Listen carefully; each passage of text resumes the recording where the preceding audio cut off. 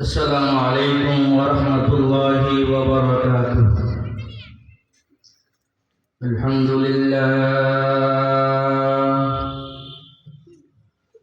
لله الذي هدانا للإسلام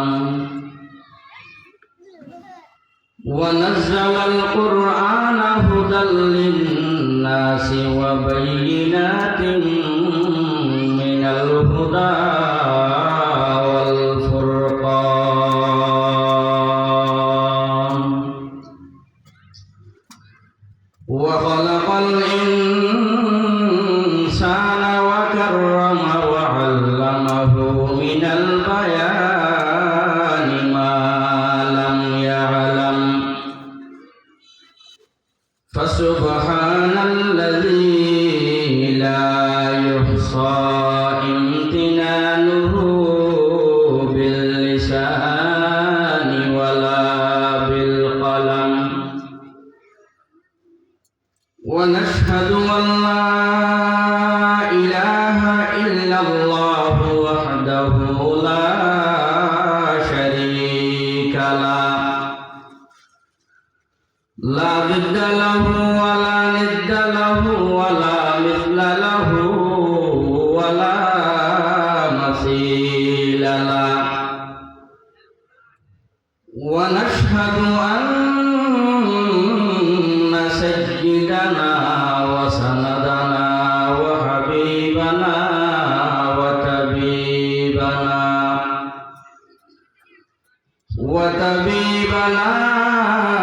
وطبيب قلوبنا ومولانا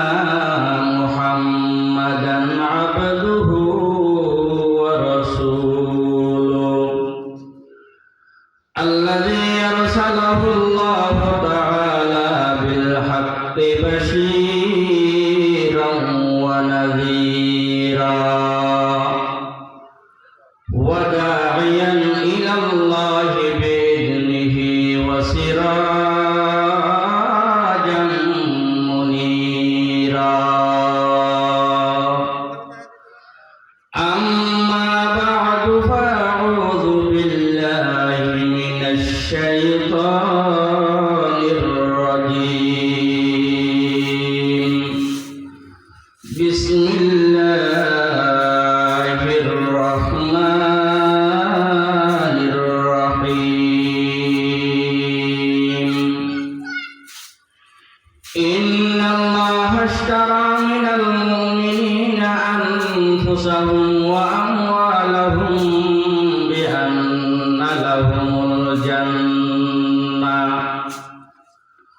وقال النبي صلى الله عليه وآله وسلم الكيس من دان نفسه وعمل لما بعد الموت والعاجز من اتبع نفسه هواها وتمنى على الله صدق الله مولانا العظيم وصدق رسوله النبي الكريم ونحن على ذلك لمن الشاهدين